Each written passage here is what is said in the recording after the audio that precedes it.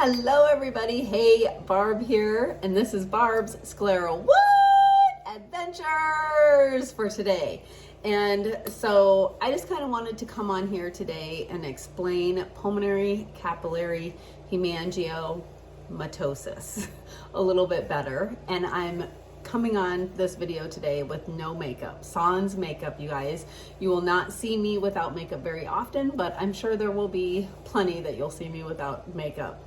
And so this is what my face looks like without makeup.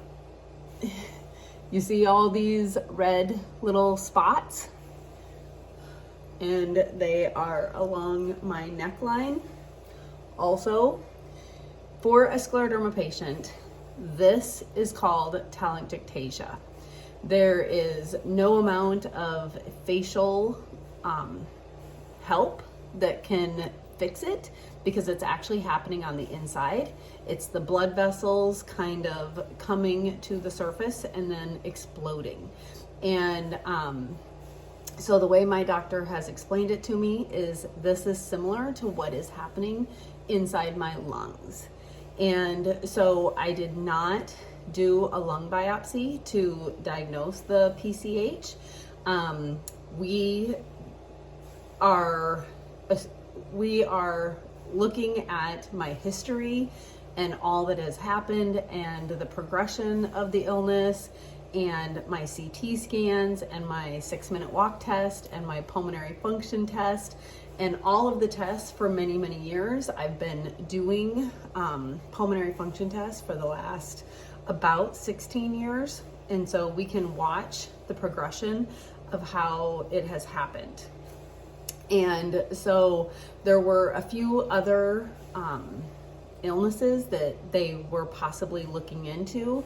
And we considered doing a lung biopsy last summer, but looking at the possibilities of what the different things that could be happening with my lungs, we being me and my medical team, I have 3 different pulmonologists, and so we looked at all of the things and decided that a lung biopsy would really not be in my best interest because it could do a lot more damage to my lungs than the benefit of them. And the benefit would be to just exactly know for sure what is happening with my lungs.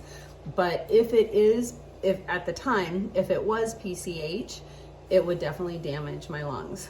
And I did not want to do that. And so honestly, my diagnosis came from a process of elimination more than anything else and looking at historical data. So if you are a scleroderma patient, I would just highly recommend that you get a baseline for your lungs and start watching them. My very first symptom was shortness of breath in 2013. I knew at that time that was a first indication of pulmonary issues.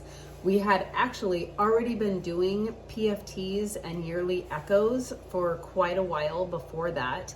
And I think I started doing PFTs and echoes around 2006. So about 12 years into my diagnosis, we started watching it. And so, so in 2006, I started doing pulmonary function tests, echo on a yearly basis. In 2013, I had my first symptom, which was shortness of breath. And so we went in and did a right heart catheterization, which is kind of the gold standard to test for pulmonary hypertension. At that time, there was no indication whatsoever of pulmonary hypertension. And so continued on about my business as normal and continued to have shortness of breath. It really came to a head in 2019 when Mike and I spent quite a bit of time in Hawaii, and I hope you saw some of those adventures. If not, make sure you go to our Facebook page and check them out because that's where they all are. We have been doing adventures for a long time. But 2019 is when I definitely was finding my shortness of breath was starting to interfere with my daily living. And so in 2020, and unfortunately at that time I was between pulmonologists, and so in 2020 I reached out to a new pulmonologist in Iowa City and got on her schedule. And then of course COVID hit, and so we got pushed back a little bit. And so in June of 2020 is when I saw my pulmonologist in Iowa City and did a 6-minute walk test, and basically very quickly came to the conclusion that I needed oxygen, that I was not doing well breathing on my own, and so I needed the supplemental oxygen at that time. And so you guys, we have a lot to talk about, and I'll be sharing so much more as the days come. But for now, we're going to try and keep these videos short. This one's already way too long, 6 minutes, you guys. I hope you'll give me 6 minutes of your time today.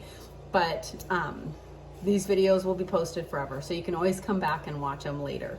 But anyway, so there you go, a little history about how I got diagnosed with PCH and what PCH looks like on the outside, but this is happening on the inside in my lungs.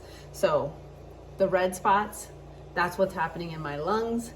My lung tissue is not damaged, but all the blood vessels in my lungs are going crazy, going crazy. And if your blood vessels are going crazy in there, it's not a good thing. And it makes it difficult to breathe. So there it is for today. Keep the questions coming, and I will do my best to walk you through this whole journey with me. Thanks for watching today. We will see you soon.